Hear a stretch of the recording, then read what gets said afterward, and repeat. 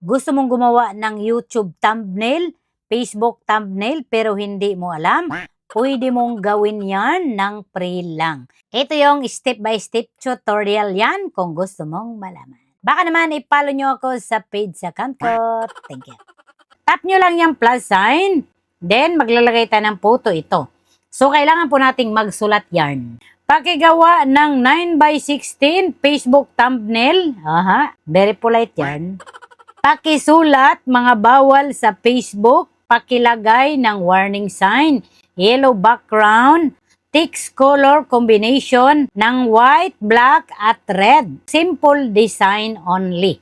So, kailangan nyong i-specify dito, ante, kung ano yung gusto nyong mangyari sa photos ninyo. Sample, photo thumbnail yung gagawin ninyo. Kasi ang thumbnail, depende kasi yan sa video na gagawin natin. Kagaya nito, patayo yung cellphone, yan ay portrait 9x16.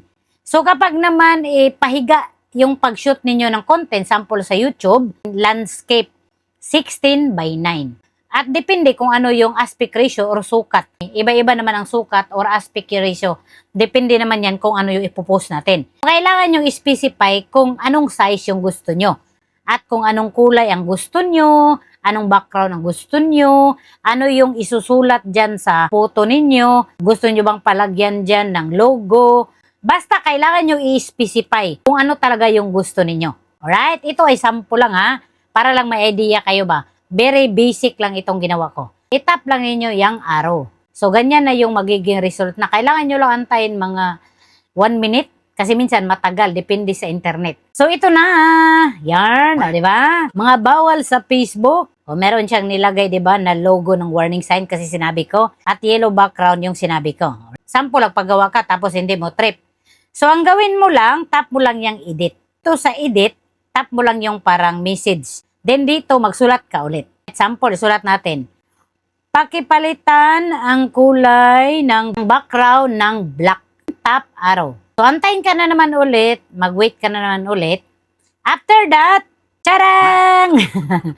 O yan, black na, di ba? Masunurin siya, di ba? Sample naman, parang may kulang. Gusto nyo palitan yung text or meron kayang i-additional logo, photos, or sample feeling nyo ayaw ko ng ganyang kulay, ayaw kong ganyang font. Pwede nyong i-edit. Tap nyo lang edit. Sample meron tayong i-additional na photo. Alright? Tap lang ulit natin yung edit. Tapos, plus sign. Kuha tayo dito ng photo na i-attach natin. Kailangan nyo sulatan ha.